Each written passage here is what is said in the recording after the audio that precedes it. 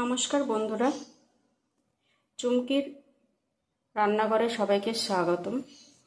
আমি নিয়ে চলে এসেছি আজ মুড়ি ঘন্টের রেসিপি। নিয়ে নিচ্ছি উপকরণে প্রথমে মুগ ডাল, রুই মাছের মাথা, হলুদ, নুন, পাঁচফোড়ন, তেল, এখানে আছে জিরে, গোলমরিচ, শুকনো লঙ্কা, দারচিনি, এলাচ, গোবিন্দভোগ চাল।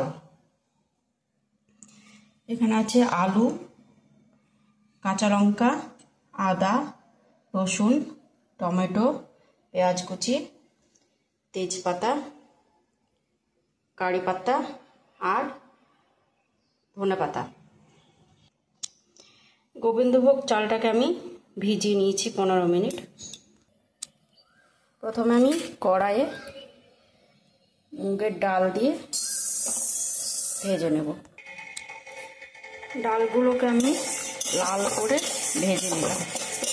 এদিকে আমার গরম জল করে রাখা আছে, ডালে গরম জল দিয়ে ধুয়ে নেব পরিষ্কার করে আগে। ডালটাকে আমি সেদ্ধ করতে দিয়ে দিলাম।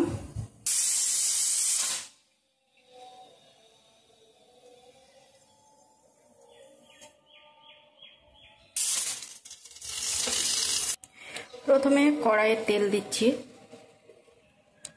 তেলটা গরম হয়ে গেছে। এবার আমি আলুগুলো ভেজে নেব।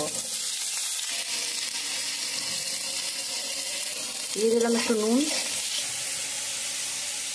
লাল করে ভাজা হয়ে গেছে, এবার আমি আলুগুলোকে তুলে নেব। দিয়ে দিলাম আর একটুখানি তেল, শুকনো লঙ্কা, জিরে, এলাচ, দারচিনি, পেঁয়াজ কুচি,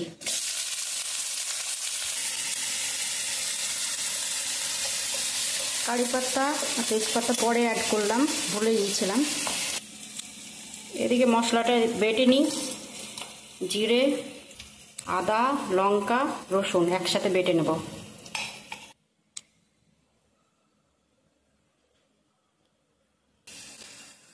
টমেটো কুচি দিলাম। টমেটোটা ভাজা হয়ে গেছে, এবার আমি দিয়ে দিলাম মশলা বাটা।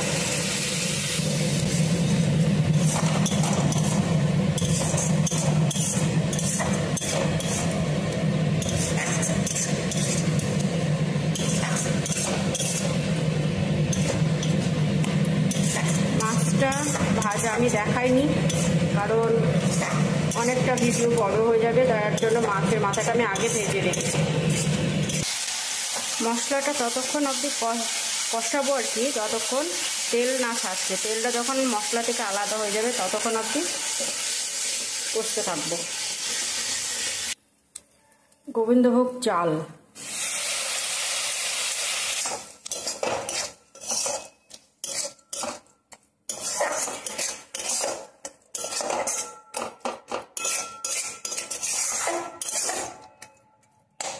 গোবিন্দভোগ চালটা দেওয়ার পরে একটা খুব সুন্দর সুগন্ধ বেরিয়েছে, যেটা আমি পাচ্ছি।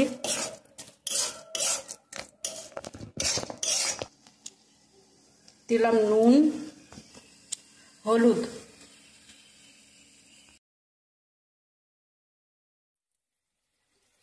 আলু,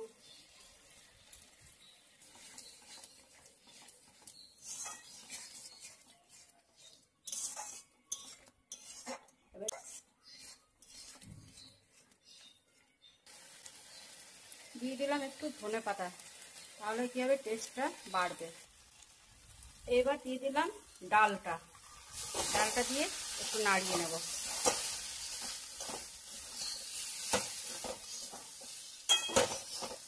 বেশি সেদ্ধ হয়ে গেলে ডালটা আবার গলে যাওয়ার সম্ভাবনা আছে, সেই জন্য বেশি নাড়বো না। অ্যাড করলাম জল।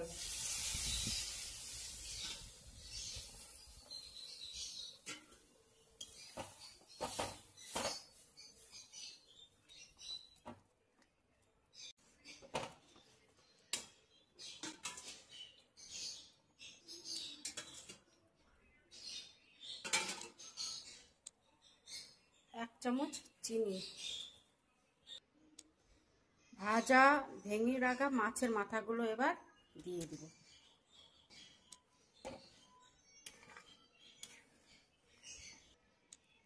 দিয়ে দিলাম ভেজে রাখা জিরের গুঁড়ো।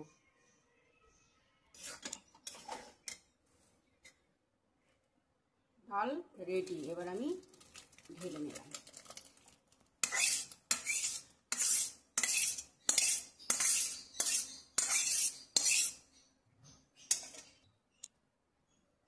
দিয়ে দিলাম ধনে পাতা।